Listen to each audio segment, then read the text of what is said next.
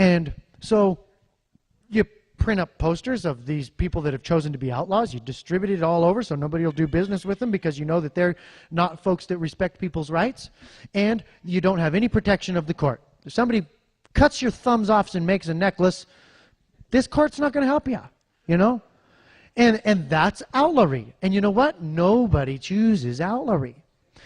We've even got the situation in Fairbanks where you've got the political law court, statutory court, overlapping with the common law court, where people could say, well, I'm going to thumb my nose at your common law court, and I'm going to rely on the political court to protect me. They don't even do that because they want to have good social standing. And you also tell them, well, you know, when it hits the fan, and we've all talked about it hitting the fan, this protection will go away for you, and it'll be open season on you, and there's no coming back. And regaining your legal standing. So you'd better, if you're going to function in a civil society, you'd better get on the ball and do it right now. And they say, okay. Now this process, this common law process, as opposed to the political law process, is redemptive all around. The woman whose house got broke into, she's redeemed. It's all put back. It's back how it used to be. Nobody bore the burden except the one who made the offense. So it didn't victimize all the taxpayers in the process. And most importantly, the ones who committed the crime, the one who violated the rights of others, redeems themselves by making restitution and walks out of that court and walks away from having made that restitution with a new opportunity. It's redemptive. It's restoration. People know in their heart that this is good. And this is what's guaranteed to us. Now, for those of you who are thinking, well, he lost me at the court, all right? It is guaranteed to us in the 7th Amendment. This was great. The DA came to our last meeting, and he's like, well, the Constitution doesn't allow for common law. And I was like, well, law school doesn't allow for the Constitution, apparently, because the 7th Amendment says, in suits at common law, where the value in controversy shall exceed $20, the right of trial by jury shall be preserved, and no fact tried by jury shall be otherwise re-examined in any court of the United States other than according to the rules of common law. This is a constitutional right for a common law proceedings that is just as important for us to protect as our Second Amendment right. Actually, we don't have any constitutional rights. We only have two. The only two constitutional rights we have. You like that? Good, you can clap.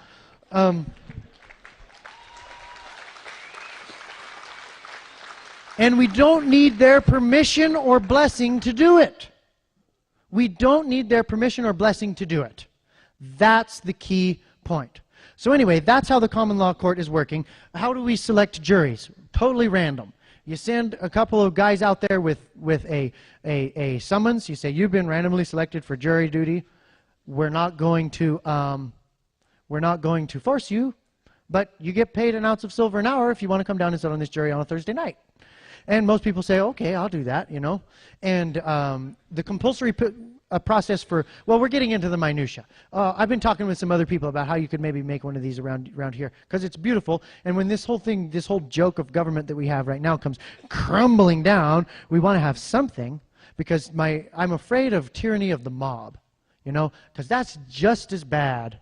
Anarchy and tyranny of the mob is just, anarchy and tyranny of the mob are kind of different, but tyranny of the mob is just as bad as tyranny of the elite, because they're faceless. And we have a duty to protect some sort of order, even if it is just amongst ourselves. So that's how the common law court is working. And then the next thing that we did is we created a militia. Everybody kind of a little bit timid about that, you know.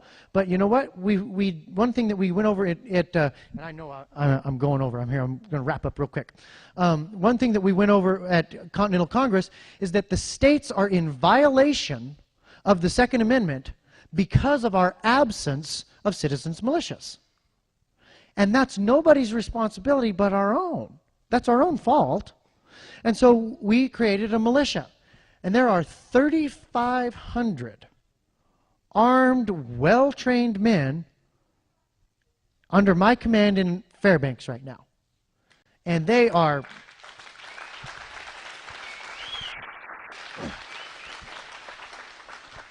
rip-roaring, ready to go.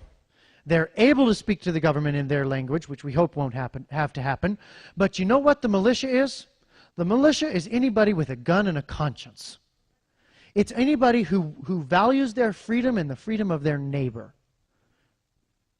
It's somebody who's got that sense of duty to their fellow countrymen. It's beautiful and it's right and it's good. And we ought not to hide from it. We ought not to let the media scare us out of that. All the founding fathers said that was the only place that was safe for military force. Because every man who's in the militia is restrained by his own conscience. It's a little harder to do that in a conscripted army where when you say march, they go or they throw you in the brig. In the militia, if I give an order, if I say go do this, it's only followed congruent upon their conscience. It's not a command control structure. It's a command suggest. It's a command information. It's here's what's happening. Here's what we're going to do. Here's why this compels our conscience to do this. If your conscience compels you, follow this order.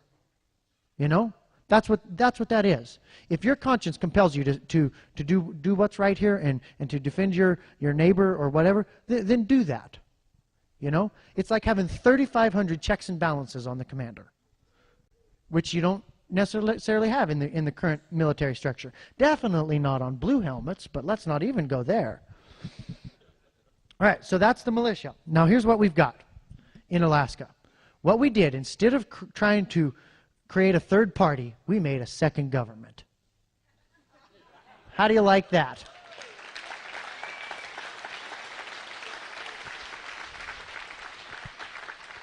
Now here's the distinction, okay? First, let me tell you the three parts. There's the judicial, which we talked about. There's the militia, and there's the executive. The executive is the go-to guy. He's the gripe receiver. The judicial, protects the rights of all and helps defend people's rights. And the militia is force, to stop people that would destroy that. That's all the Israelites had. They had the Levites as their courts. They had Moses as their executive, and every man carried a sword. And I would pitch this idea to you that maybe, just maybe, anything beyond those three is just a tool of tyranny. That's all you really need to protect the rights of free people. You don't really need any more than that. And I'm afraid that anything beyond that might just be a means for a few to dominate the many, which is what we're all sick of. That's why we're here in this warehouse talking about how to stop that. Now let me give you a couple words of caution about creating this system, because other folks have done it before. It cannot be created in order to attack or antagonize the existing government. Let them crap in their own nest and bring themselves down under their own power. We're not there to do that to them. All right?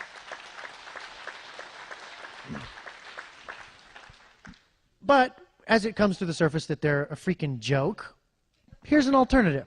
It's putting a little bit of free market action into the political arena, the governmental arena.